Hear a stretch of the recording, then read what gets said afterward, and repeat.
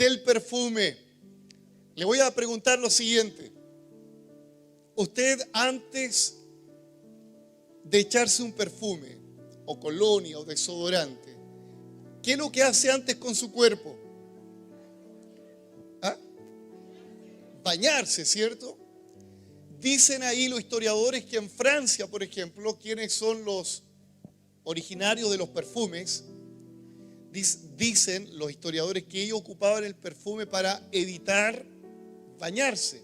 Entonces aplicaban el perfume y había una mezcla química entre el pH de aquel que no se bañaba no sé por cuántos días, más el perfume que en vez de ser, no sé, tantos títulos, agua brava se convertía como en almeja brava, por ahí era casi...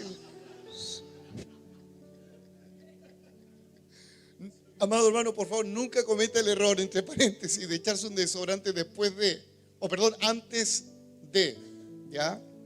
Antes del perfume. Lo que vivimos el domingo anterior fue un perfume de Dios.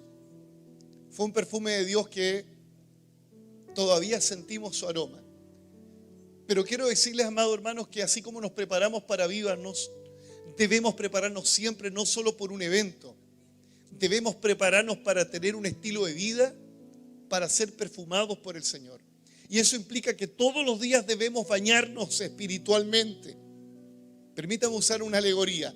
Todos los días debemos limpiarnos, santificarnos, porque Dios no se complace, y lo voy a decir bien sutilmente, no se complace en nuestros pecados. No se complace, porque el pecado tiene un olor terrible delante de Dios. ¿Qué es lo que quiere hacer Dios? Él nos quiere perfumar todos los días. Él nos quiere aromatizar con su presencia. Hay testimonio de hermanos, como el caso de mi padre y algunos otros, que cuentan que han tenido experiencia con Dios, que Dios ha perfumado el ambiente donde se encuentran.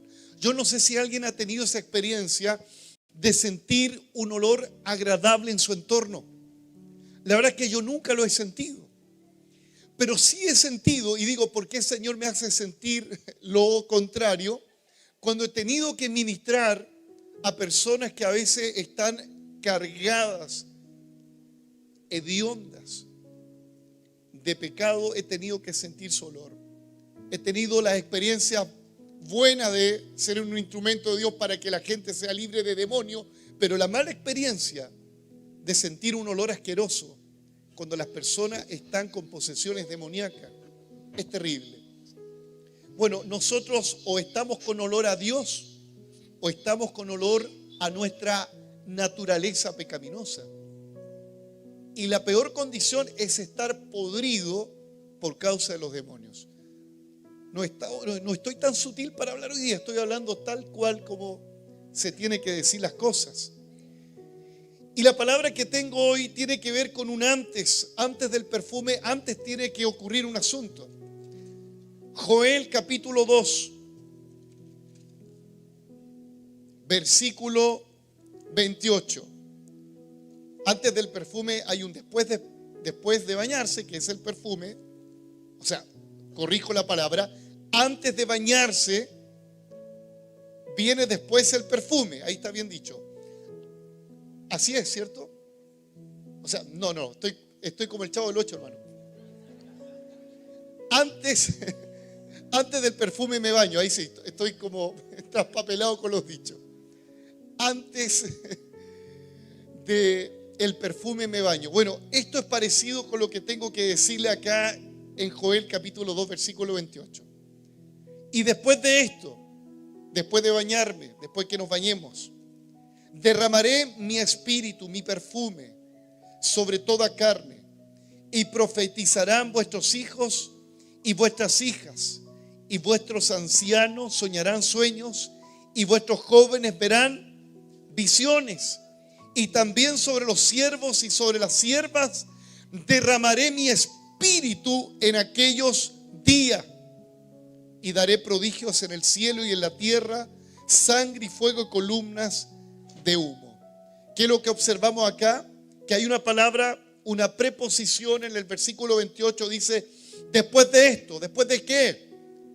Después de bañarnos, después de limpiarnos, viene el derramamiento del Espíritu sobre nuestras vidas. Lo que vivimos el domingo anterior fue algo maravilloso. Como pastores preparamos la iglesia en ayuno, en oración. Dimos una palabra de unidad. ¿Qué hizo el domingo el Señor? Derramó su perfume, derramó su amor. Pero la pregunta es, ¿nos vamos a quedar con ese perfume sin bañarnos el lunes, el martes, el miércoles? No. Debemos procurar lo que dice la Escritura. ¿Y qué dice la Escritura? Después de esto, ¿después de qué? En el contexto del párrafo que hemos leído, el profeta Joel está viendo un juicio que venía sobre Judá. Un juicio inminente. Y todos los juicios que vienen a la tierra o que vienen a un grupo de personas, a una nación, es porque no están limpios.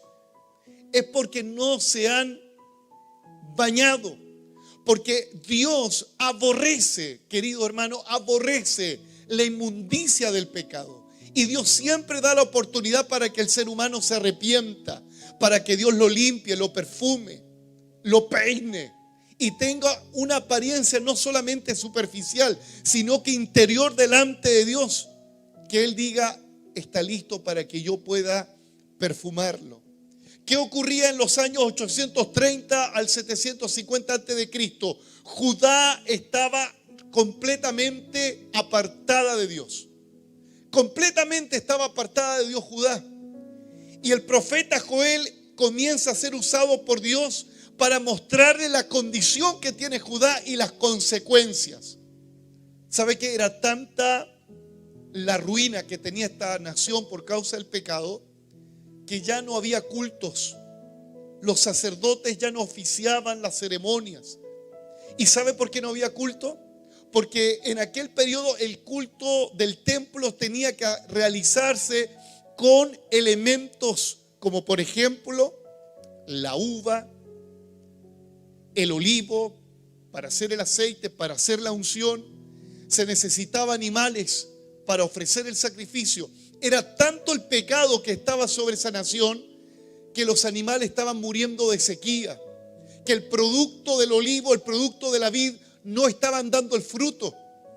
Entonces era tanto la desgracia y la ruina que Dios levanta a este profeta para mostrarles 3 etapas que esta nación tenía que involucrarse para salir de su ruina y para poder experimentar lo que aparece en Joel capítulo 2 versículo 28, un derramamiento del Espíritu que tuvo cumplimiento en el día de Pentecostés, que para ellos también fue un cumplimiento de restauración. Porque cuando el Espíritu viene sobre una iglesia, el Espíritu viene sobre alguien, lo que hace Dios no solamente te perfuma, te restaura. Quiero hablar en esta hora de 3 etapas. La primera etapa es reconocer la situación presente a la que nos podemos encontrar. Porque no me puedo echar el perfume sin antes me baño. Lo dije bien, gracias Señor. No me puedo echar el perfume sin antes me baño. ¿Qué ocurría con el tiempo de Judá? Había una devastación material, espiritual y emocional. Mira hermano, el mensaje de hoy va a ser medio complicado pero tengo que dar el diagnóstico para ver si estamos o no estamos perfumados delante de Dios. Amado hermano, el pecado trae ruina. El pecado trae muerte. Pero la buena noticia, que si nos arrepentimos, la sangre preciosa de Jesucristo nos limpia de todo pecado y de toda maldad y nos perfuma y nos restaura. Dios siempre tiene oportunidades. Vamos a ver cuál es la devastación material que ellos tenían. Joel capítulo 1, versículo 4, dice: lo que quedó de la oruga comió el saltón, y lo que quedó del saltón comió el revoltón, y la langosta comió lo que el revoltón había quedado. ¿Qué es lo que observamos acá? Una metamorfosis progresiva de una destrucción material que Judá estaba viviendo. Habla de la oruga. ¿Qué es la oruga? La oruga para que me entienda bien en este proceso del bichito, es la larva. ¿Sabe lo que hace la oruga? Come los bordes de la hoja y come las partes más blandas. Pero cuando la oruga comienza a comer las partes más blandas de la hojita, las partes más fáciles de devorar, la oruga comienza a crecer y en esa metamorfosis se convierte en el saltón. ¿Qué es el saltón? El mismo bicho, pero cambiado en un estado de mayor volumen, fuerza, y se le llama el saltón o la ninfa. La ninfa, ¿qué es la ninfa? Muchas gracias. Es el bichito, pero ahora con alas. Y estas alas hacen que el bicho se mueva de aquí para allá, tiene más fuerza y no solamente ya se come los bordes de la hoja, se come la hoja completamente. A ver, no sé si me está siguiendo el sermón. Cuando nosotros estamos en un estado de pecado sin arrepentimiento, ¿sabe las consecuencias que se provocan? Son de menos a más. Y el saltón, cuando ya tiene alas y se come la hoja completa, comienza a crecer más, porque esto es peligroso, y se convierte en el revoltón, es decir, un bicho con alas más grandes todavía, y dice que se comen las ramas más blandas. Ya pasamos el proceso, el bicho se le llama el revoltón, hasta convertirse en una langosta. Y la langosta es el insecto adulto que se come toda la planta. ¿Sabe lo que estaba pasando con Judá? Judá comenzó a despreocuparse de su vida, de su comunión con Dios, y las cosas cada vez iban de mal en peor.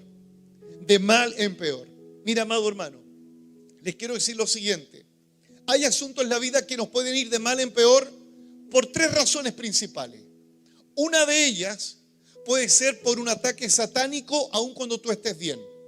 Porque Dios permite que incluso los demonios sean instrumentos para poder zarandear a un hijo de Dios. Es posible. ¿Ya? Es posible. Pero Dios le pone freno. Porque Satanás, el diablo, no puede destruirte más de lo que Dios pueda permitir. Dios pone límite al diablo. Como Job. Lo curioso que Satanás mismo fue el agente de prueba para Job. Job de mal en peor. Pero Dios puso límite. La otra razón puede ser la prueba. Tú estás bien con Dios y de pronto las cosas marchan mal. Y se complica la salud y se complica la economía y te viene una mala noticia. Y tú dices, pero si estoy bien con Dios, ¿por qué me pasa esto? Porque Dios está probando tu fe. Y además, Dios no va a permitir, ponga atención, ni en la lucha espiritual, ni en la prueba que la planta que representa usted y yo sea completamente devastada. Mira, en la prueba, pone atención con esto, en la prueba y en la lucha nos pueden comer un poco de hoja. No sé si alguien me sigue. En la prueba y en la lucha nos pueden comer un poco de hoja, un poco de ánimo nos comen, un poco de fuerzas, un poco de salud, un poco de economía. Pero cuando es el tercer factor que está comiendo tu vida espiritual y es producto del pecado, que no tiene nada que ver con la prueba ni la lucha espiritual, lo más terrible es que tu planta, tu vida, sea completamente carcomida. Entonces uno tiene que mirarse al espejo por la palabra y decir, a ver, Señor, tengo algunas hojitas comidas en mi vida. Estoy un poco desanimado. Parece que me voy a torcer, pero el tallo sigue firme. ¿Por qué? Porque Dios pone límite al diablo y Dios te hace superar la prueba. Pero el pecado, la única forma para que salga de esa devastación terrible es arrepintiéndonos. No existe otra forma. Es arrepintiéndonos. ¿Sabe que Dios le había profetizado a Israel? Respecto a si Israel permanecía en el pecado y desobedecía, en Deuteronomio 28, del 38 al 39, mire lo que dice. Sacarás muchas semillas al campo y recogerás poco, porque la langosta lo consumirá. Mira, Dios le había advertido. Plantarás viña, labrarás, pero no beberás vino. Algunos se pusieron tristes con esto. ni recogerás uvas porque el gusano se los comerá. ¿Se da cuenta que Dios todo lo que hace lo advierte antes? Usted no puede decir, oye, me está viniendo esto. No, si Dios te lo dijo. Dios le advirtió a Israel. Le había advertido a Israel. Y están pasando lamentablemente la consecuencia de un pecado. ¿Cuál es el otro recurso que comienza a desmoronarse? El recurso espiritual. Joel capítulo 1 del 9 al 10. Mire, no había elementos para el culto, no había adoración, no había fe, no había palabra, no había devoción, porque eso lamentablemente provoca el pecado. Yo sé que este mensaje no es popular, yo sé que este mensaje no saca aplausos como los otros que he predicado, pero sé una cosa, que como pastor tengo que hablarle la Escritura. Versículo 9, desapareció de la casa de Jehová la ofrenda. Bueno, una de las cosas que provoca el pecado es ser mezquino con Dios, con nuestras ofrendas, con nuestros diezmos y con nuestras primicias. Ya pastor, no se ponga así. Desaparece de la casa de Jehová la ofrenda y la libación. Los sacerdotes ministros de Jehová están de duelo. ¿Por qué están de duelo? Porque el pecado provoca muerte, provoca tristeza. Versículo 10, el campo está asolado, se enlutó la tierra porque el trigo fue destruido y se secó el mosto, se perdió, y esto, ay Dios mío, se perdió el aceite que representa la unción del Espíritu. O sea, amado hermano, no habían elementos para el culto, no había recursos espirituales para los sacerdotes y estaban enlutados. Damas y caballeros, no hay asunto más triste para un cristiano cuando no tiene nada que ofrecerle a Dios. Ay Dios. No hay nada más triste para un cristiano cuando no puede abrir su boca, cuando no tiene fuerzas para congregarse. No hay nada más triste para un cristiano cuando no tiene aceite, no tiene unción. No hay nada más triste para un pastor, para un ministro de la palabra, cuando no tiene trigo, no tiene pan para darle a su iglesia. Y no hay nada más triste para usted también, que es un pastor de su casa que no tiene una palabra para sus hijos. Amado hermano, no hay nada más triste. El pecado te podrá dar placeres de 5 o 10 minutos, pero el dolor y la tristeza es mucho más grande que los placeres de 5 y 10 minutos. Ay Señor, yo siento temor de Dios al predicar esto. Falta de pan, falta de palabra, falta de unción, falta de mosto, falta de gozo, porque el vino en el Antiguo Testamento representaba la alegría del pueblo. Algunos quieren que todavía siga la alegría en este tiempo, ¿verdad? Amado hermano, hasta los borrachos estaban tristes, hermano. No sé si es tragicómico esto. Mire lo que dice el versículo 5. Desapareció de la casa de Jehová la ofrenda de libación. Bueno, esos son los ministros. Por ahí hay un texto que aparecen los borrachos. ¿Y por qué los borrachos? Porque los borrachos, algunos interpretan que probablemente hayan sido los mismos ministros que ocuparon, mira, los borrachos que estaban lamentándose junto con los ministros, dicen algunos intérpretes que eran algunos ministros, sacerdotes que hicieron con el vino, se lo consumieron para ellos mismos, se emborrachaban y no lo daban en libación al Señor. Si eso es lo peor, amado hermano, que cuando Dios te da, tú lo tengas solo para ti y no lo compartes. Eso también se llama pecado. Había luto, había confusión. Versículo 11. Confundíos labradores, gemid viñeros por el trigo y la cebada, porque se perdió la mies del campo. Versículo 12. La vid está seca, pereció la higuera, el granado, también la palmera, el manzano. Todos los árboles del campo se secaron, por lo cual se extinguió el gozo de los hijos de los hombres. quiero que lo aplique desde el punto de vista espiritual. Si en lo natural nuestros árboles se secan, ¿qué es lo que trae? ¿Qué es lo que trae si se seca un arbolito en tu casa? ¿Trae alegría o tristeza? Tristeza. Y desde el punto de vista espiritual, si no hay palabra en tu vida, no hay trigo, no hay gozo, no hay vino, no hay aceite, ¿qué es lo que trae? Confusión y tristeza. Esa era la condición de Judá. Ay, Dios mío, usted dice, pastor, esta palabra no es para mí porque yo estoy en la macro santidad. Ya no es santidad, ya, hermano, ya es un inmaculado, hermano. Amado hermano, mire, la Biblia dice, el que esté firme, mire que no caiga. Porque si usted está en santidad, gloria al Señor. Pero ¿qué va a ocurrir? Y espero que no ocurra, que si usted llegara a deslizarse, espero que nunca ocurra, usted está recibiendo una palabra antes de tiempo. Dios le está hablando antes de tiempo. Y espero que nunca tengamos que pasar lo que pasó Judá, porque el olvidarse de Dios es muy peligroso. Es muy peligroso. Lucas capítulo 13, versículo 6, el Señor habla de algo muy parecido. Habla de una higuera. Quiero que lo leamos, Lucas 13, 6, la parábola de la higuera. El Señor no quiere que vivamos esta etapa, por favor, ponga atención. Dijo también esta parábola. Tenía un hombre una higuera plantada en su viña. La higuera representaba a Israel. Y vino a buscar fruto en ella y no la halló. Y dijo al viñador, he aquí, hace 3 años que vengo a buscar fruto. Y no hallo nada en esta higuera. Córtala. ¿Para qué inutilizas también la tierra?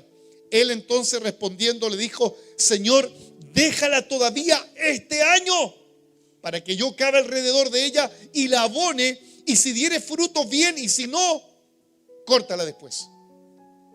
¿Sabe, amado hermano? Muchas veces Dios nos mira como árboles, y Dios, que es el dueño de nuestra vida, viene a ver si tenemos fruto o no tenemos fruto. Si no tenemos fruto, Dios siempre nos va a dar una oportunidad. Porque el que estaba administrando esa higuera, que no era el dueño, le rogó al dueño de la higuera, por favor, dame 1 año. Y el dueño de la higuera decía, oye, hace 3 años que vengo y no veo nada de fruto. Córtalo. Pero acá está alguien que está pidiendo, por favor, ten clemencia, dame 1 año.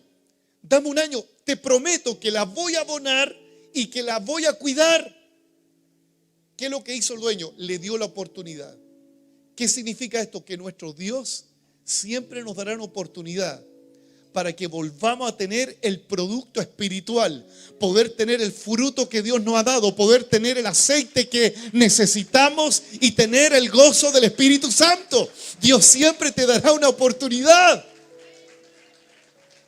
Dios siempre te dará una oportunidad. Pero ojo, este que está a cargo de la higuera se compromete y le dice, en 1 año te prometo que esta higuera va a tener fruto.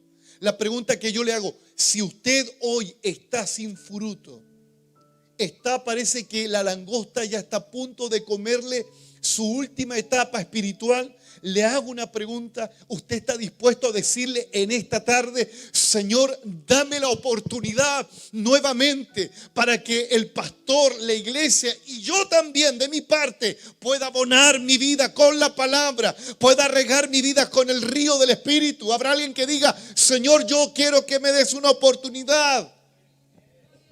Yo quiero que me des una oportunidad. Nosotros somos como árboles plantados junto a corrientes de agua, dice el Salmo capítulo 1. Y cuando está junto a corrientes de agua, dice que su hoja no cae, está siempre verde y da fruto a su tiempo. ¿Quién es aquel que está en esas raíces en el agua? Aquel que medita en la palabra del Señor día y noche. Aquel que considera a Dios en todas las áreas de su vida. La primera etapa, amados hermanos, es reconocer nuestra condición. Yo le hago una pregunta. ¿Tiene su tallo todavía firme? Porque es normal que un cristiano pueda ser mordido en sus hojas. Estoy usando un término figurado. Es normal que seamos mordidos en alguna parte de nuestras hojas, es normal. Pero lo que no es normal, que el bichito que le dimos alimento, al bichito que le dimos alimento de los deseos de la carne, comenzó a crecer y esté a punto de cortarte. Ay, qué fuerte lo que estoy diciendo. Porque si está a punto de cortarte, es que probablemente estás en una etapa llamada, y me incluyo, pecado. La prueba no te corta. ¿Sabe lo que hace la prueba? La prueba te poda, que no es lo mismo que cortar el árbol. ¿Aló? Mira la palabra de sabiduría. La prueba te poda. Me acordé del hermano Pedro, que le ayudé a podar esos árboles. Había un árbol que todos los veranos estaba seco. El hermano Pedro le pegó su serrucho y después de muchos años el primer árbol que está acá está verde, frondoso. Y me acuerdo que el vecino al frente empezó a alegar, dijo: oiga, ¿por qué cortaron el árbol? Son maldadosos ustedes. Muchas veces la gente te dice: oye, tú eres cristiano, ¿y por qué estás con la salud media complicada? ¿Y por qué estás pasando una economía difícil? La gente tiene opinión respecto a ti como árbol, pero uno tiene que quedar ahí tranquilo nomás, porque tú sabes que vendrá tu temporada donde Dios te hará florecer, como ese árbol que estaba ahí, que estaba seco, pero vino la poda. Y te profetizo de parte del Señor que si hoy estás escaso en alguna área, si Dios te ha podado en alguna área, vas a reverdecer. Vas a reverdecer y vas a dar fruto para la gloria del Señor. Amén. Ojo, hermano Pedro, ese árbol estaba seco, ¿cierto? Pero no estaba cortado ni en su raíz, y tampoco estaba colgando de 2 centímetros del tronco, no. Si ese es el problema, amado hermano, cuando estamos al límite. Pero aún estando al límite, Dios le dio solución a este pueblo. Quiero que me acompañen en la segunda etapa. La segunda etapa tiene que ver con arrepentirse. Versículo 13. El Señor comienza, ponga atención, cuando Dios quiere restaurar a una familia, a una iglesia, Dios comienza su conducto regular. En la casa, ¿con quién comienza a tratar primero Dios? Con el varón, cabeza del hogar. El conducto regular es así: padre, Cristo, hombre, cabeza del hogar, esposa, hijos. Dios llama al arrepentimiento a una iglesia. ¿A quién? Primeramente a sus pastores, líderes, hermanos. Versículo 13. Ceñíos y lamentaos, sacerdotes, gemid, ministros del altar. Venid, dormir en silicio, ministros de mi Dios, porque quitada es de la casa de vuestro Dios la ofrenda de libación. ¿Qué es lo que está llamando el Señor? Está llamando a los sacerdotes a que vengan a Él, a que giman, a que se quebranten, a que se arrepientan. No hay otra forma de salir de la ruina, del pecado, solamente con el arrepentimiento. ¿A quién Dios llama? A los sacerdotes. Mire, hay una versión, en la versión latinoamericana dice así: pónganse el cinturón, sacerdotes, y lamentense, lloren los ministros del Señor, vengan a pasar la noche cubiertos de saco, ministros de mi Dios, y ya no se ven ofrendas ni vino en la casa de su Dios. O sea, ¿qué es lo que está diciendo Dios a los líderes de una casa, a los líderes de una nación, a los líderes de una iglesia? Pónganse los pantalones y pónganse bien el cinturón, porque el que se pone pantalón sin cinturón pasa vergüenza, se le cae el pantalón, no camina bien. ¿Usted ha andado con pantalones de estos, de los chiquillos, de las etapas que decía Felipe Soto? Esos pantalones tan anchos, hermano, talla 80, no sé. ¿Usted ha visto cómo caminan? Yo no sé cómo caminan, hermano. Mire, cuando el hombre o la mujer de Dios no tiene bien abrochado su cinturón, su caminar cristiano será incómodo. Ay, no sé lo que estoy diciendo. Te costará avanzar en el camino del Señor porque no tienes bien puesto el cinturón. Tienes vergüenza que se te descubra tu desnudez. Pero cuando tienes bien puesto el cinturón, vas a caminar erguido, firme, sin vergüenza nada, como dice la Biblia, como un obrero que no tiene de qué avergonzarse, que usa bien la palabra de verdad. Pónganse el cinturón. Actúen con responsabilidad. Eso es lo que está diciendo el Señor. Pónganse un saco sobre su cabeza, vístanse de saco. Los sacerdotes, ¿qué les gustaba aparentar? Una ropa que la gente lo admirara, que la gente lo aplaudiera, con el efod, con las 12 tribus representadas. Cuando pasaba el sacerdote, la gente le hacía reverencia, pero Dios sabía lo que había en su corazón y les dice a ellos: sáquense esa ropa de apariencia y vístanse de saco, porque delante de mí no hay ropa que pueda disfrazar el pecado de una persona. Una corbata no santifica a un pastor, ni la túnica a un sacerdote. Como dice un dicho, el hábito no hace al sacerdote. Dios muchas veces nos lleva a ese extremo. Despójate de tu vanidad. Despójate de tus ropas que dan una apariencia de piedad, pero Dios nos conoce. Sácate esa ropa. Porque cuando uno está enlutado, ¿qué es lo que hace? No anda buscando en el mall, ¿qué? Ese color, no.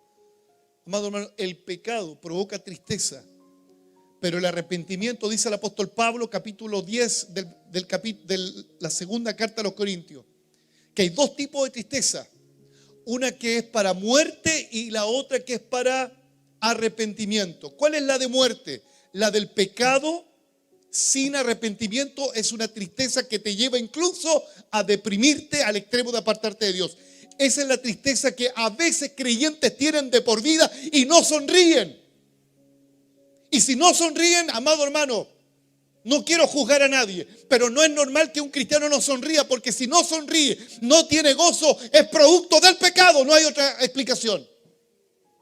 Yo sé que no hay aménes acá, porque la Biblia me dice que en la prueba yo tengo que gozarme, pero la Biblia nos dice que en el pecado yo tengo que sonreír, porque es imposible. Es imposible sonreír en el pecado.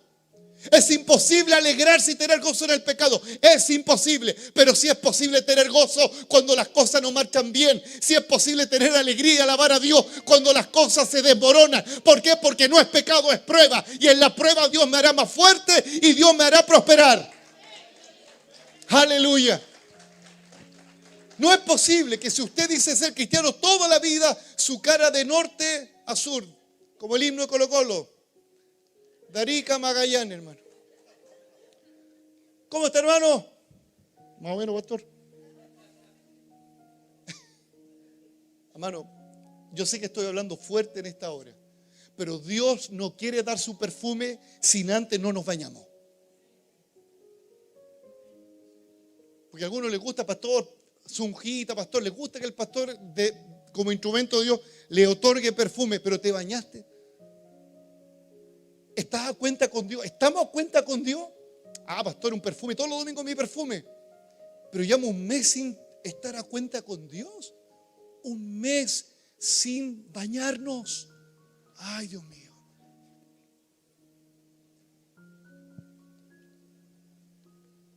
Capítulo 2, versículo 16.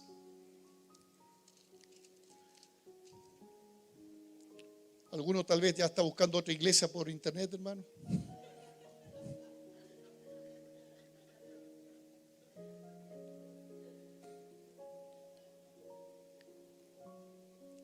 Dios me está hablando a mí primero, hermano.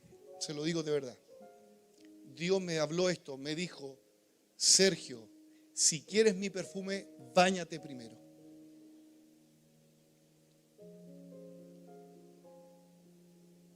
Y Dios me dijo lo mismo para que le dijera este domingo a ustedes: no sean los franceses antiguos. Les gusta que oremos por ustedes, les gusta recibir la unción del Espíritu y no estamos a cuenta con Dios. Yo no creo en esos avivamientos, porque esos avivamientos son saco roto. Saco roto, recibo el domingo, se me va el lunes. ¿Por qué? Porque no hemos visto nuestra vida espiritual, no hemos visto que tenemos filtro en el barco, se nos está metiendo el agua y estamos felices, no vamos a puerto seguro. Mentira. Tenemos que ver el barco. ¿Se nos está metiendo el agua, sí o no? Porque si estás completamente seguro que tu barco tiene la aprobación del capitán, que es Jesucristo, vas a llegar a puerto seguro. Le da un aplauso al Señor.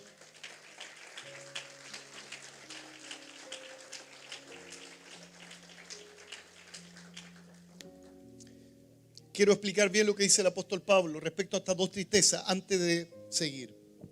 La tristeza que provoca el mundo por causa del pecado trae muerte. Muerte, separación, eso es muerte, separación entre Dios y el hombre. Pero la tristeza que provoca el Espíritu trae arrepentimiento.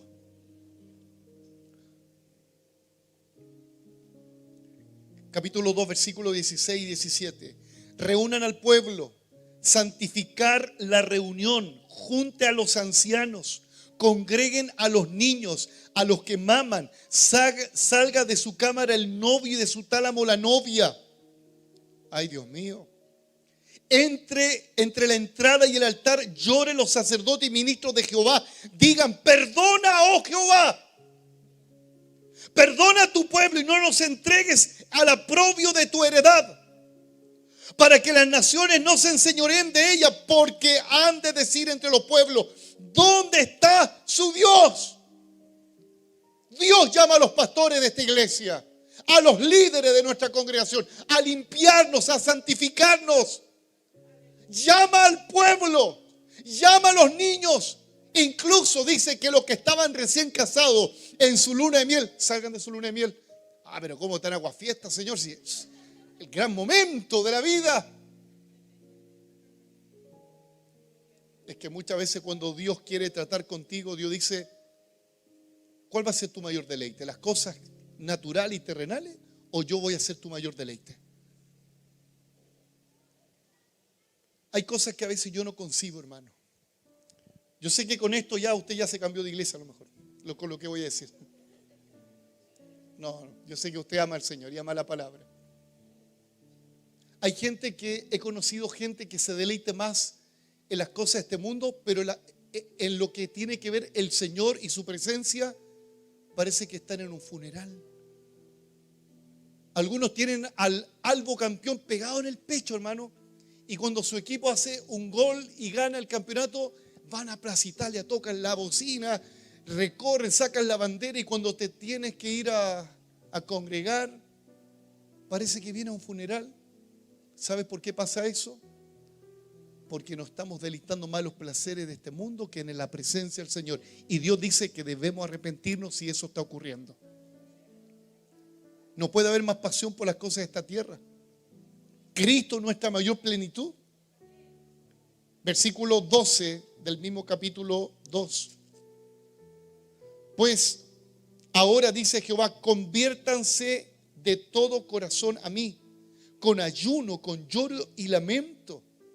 Rasguen, versículo 13, rasguen el corazón y no la ropa.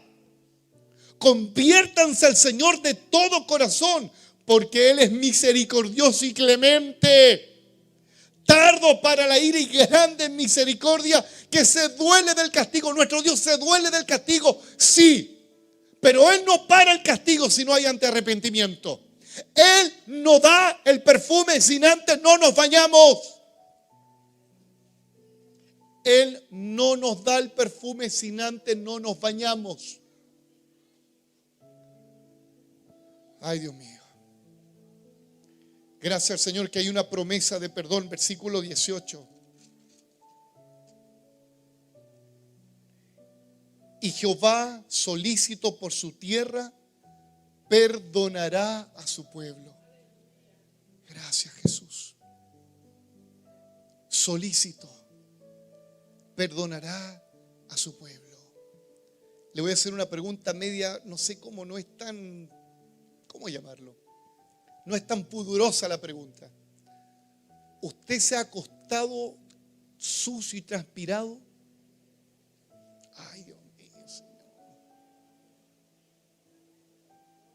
¿Usted se ha acostado así, sobre todo en verano? Cuando parece que le sale hasta humo, hermano. Ni las moscas se acercan. ¿Usted se ha acostado así? No va a faltar decir, sí, mi esposa todo lo soporta.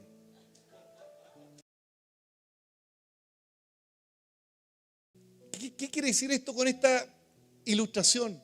Que muchas veces nosotros pasamos el otro día como si nada. Nos despertamos el otro día con el mismo olor de ayer. Y los patúos se echan perfume para pasar piola.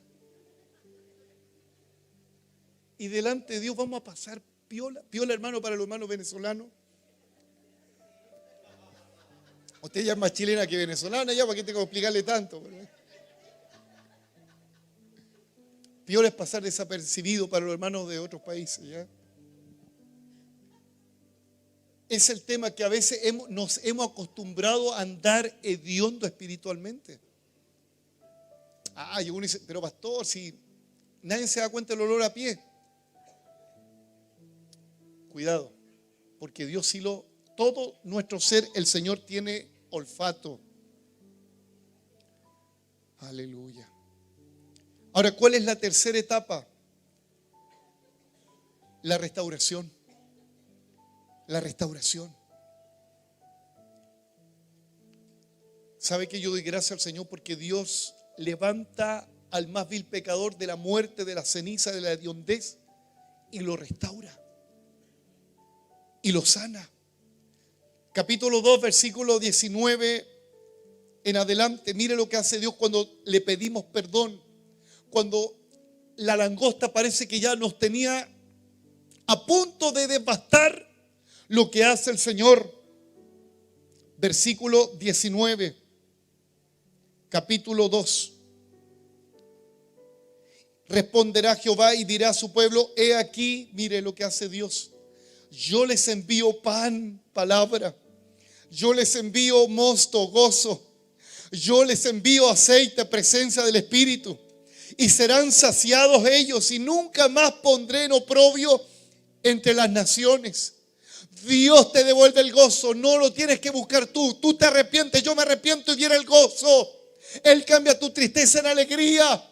Él cambia tu sequedad en fuentes de agua, que Él lo hace Dios. Y cuando lo hace, cuando nos arrepentimos, Él promete darte palabra nuevamente, unción. El Señor te sacia espiritualmente. Lo primero que Él hace. Lo segundo, Él te da victoria sobre tus enemigos. Porque cuando uno está en pecado y no se arrepiente, el enemigo se hace más grande y más potente. Versículo 20, mira lo que dice: y estoy profetizando sobre todo aquel que en este momento ya se está arrepintiendo por esta palabra. Y yo me estoy arrepintiendo.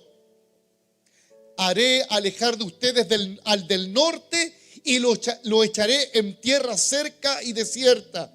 Su faz será hacia el mar oriental y su fin al mar occidental, y exhalará su hedor y subirá su pudrición, porque hizo grandes cosas. ¿Quién es el que hace que tus pecados, tus iniquidades sean echados al fondo de la mar y el Señor no se acuerde más? El mismo Dios.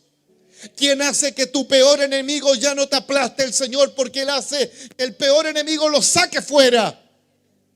¿Quién hace que los demonios tengan que retroceder? Cuando te arrepientes es el Señor, porque Él pelea tus batallas. Él es el que se encarga de tus asuntos difíciles cuando nos arrepentimos.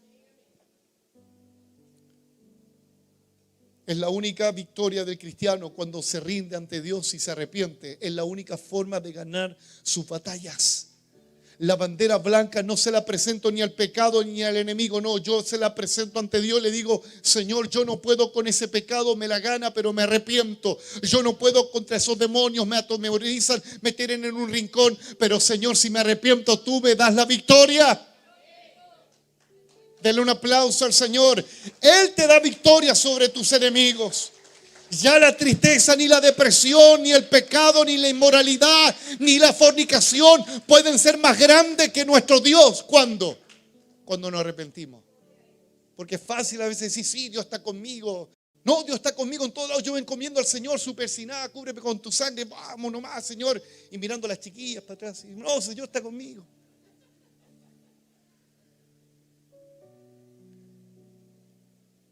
Dios no es amuleto de nadie. Dios no es el Dios de la metafísica donde tú tienes que decretarlo. No, todos los bienes espirituales vengan a mí, vengan ahora. No. Cuidado. Dios no es amuleto de nadie. Dios no respalda la fe de nadie si esa persona está en pecado. ¿Por qué les digo esto? Porque yo no quiero un avivamiento. No quiero un perfume sin antes bañarnos. Yo no creo en ese avivamiento solamente de una manifestación de perfume y el lunes seguimos hediondos. No. Yo no creo en eso.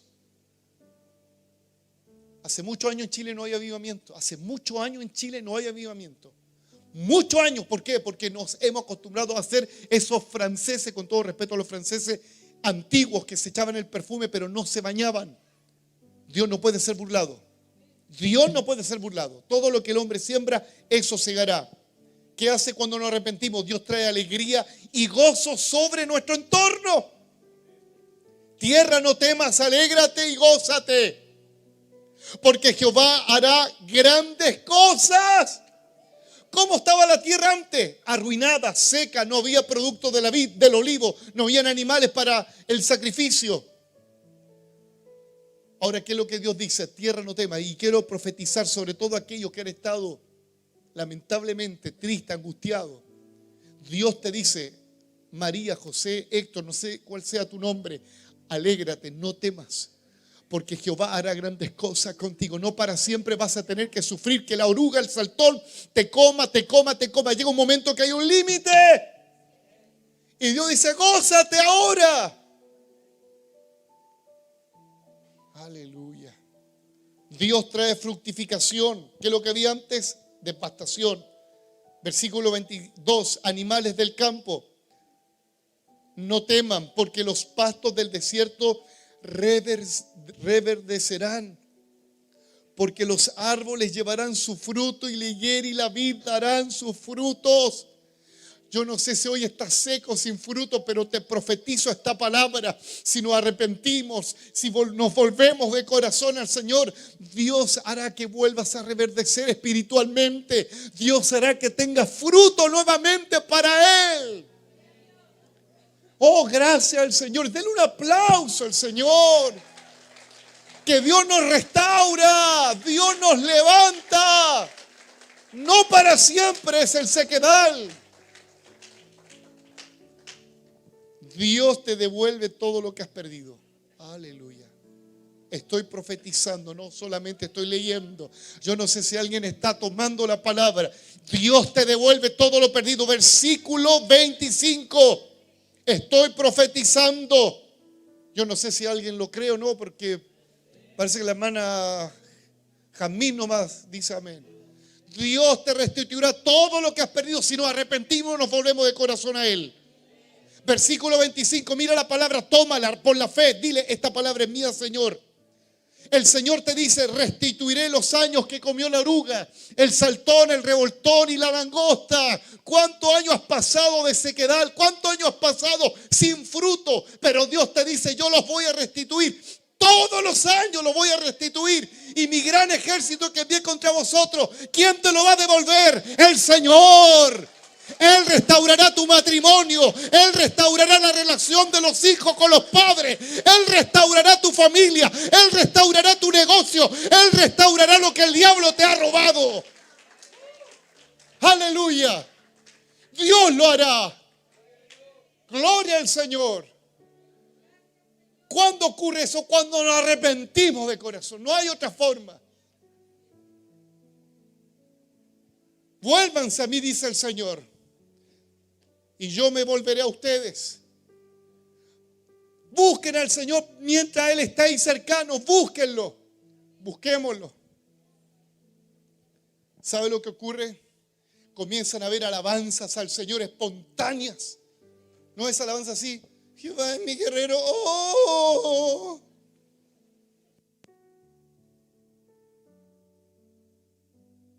Como el micrófono se le gasta la batería. ¿Cuándo te vas a gozar en la presencia de Dios? Pues algunos vienen a fiscalizar el culto. Alabanza a Dios, una alabanza espontánea. Oye, si antes la bailabas toda, hermano. Y ahora que soy canuto, tan fome que te pusiste.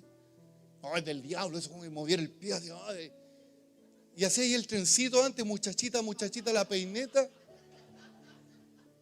¿O no?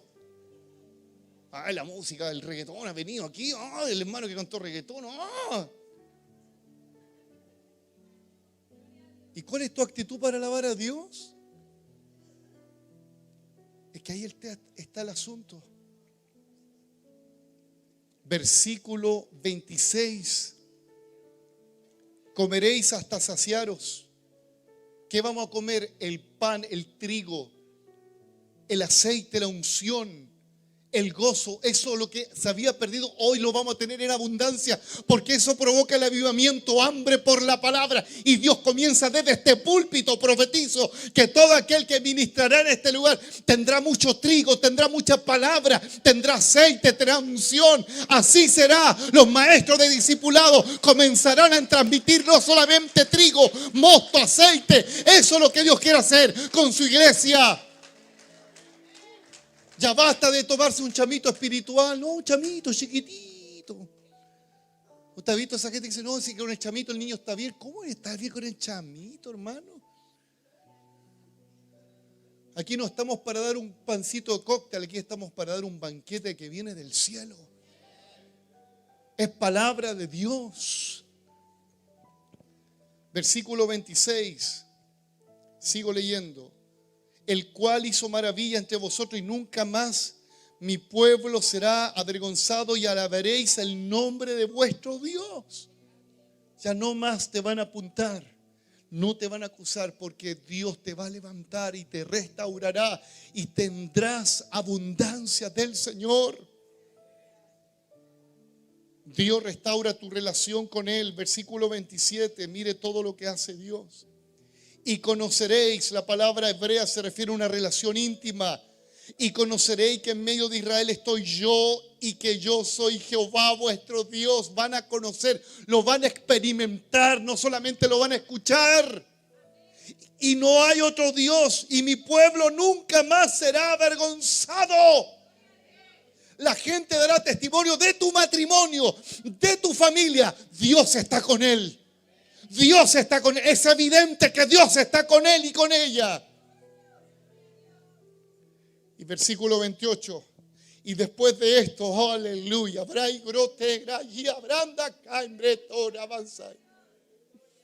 después de esto, dice, mi espíritu será derramado sobre ustedes. Después de esto, dice el Señor, yo los voy a perfumar.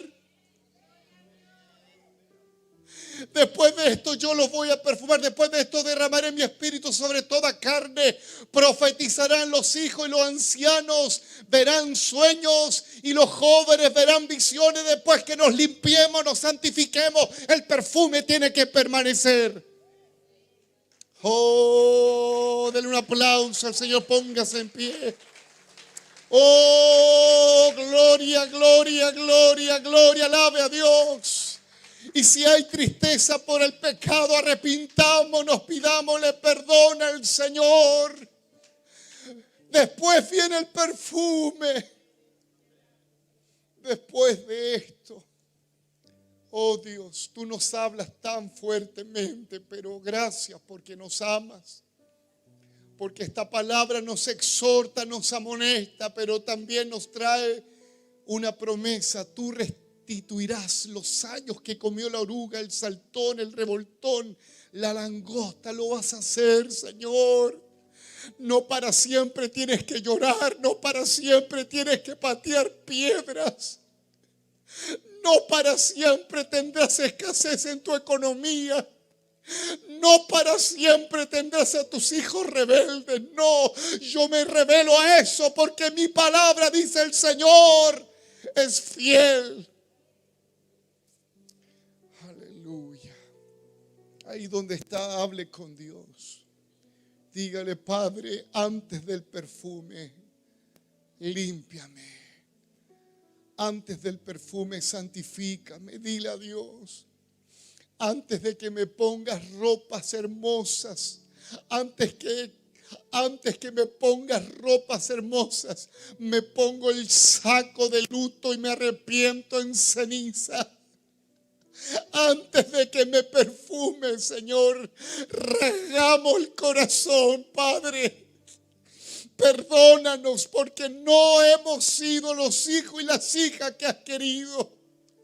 Perdónanos por acostumbrarnos a naturalizar los pecados. Perdónanos, Señor, porque tú me confrontaste y me dijiste: no te daré perfume sin antes no se santifican.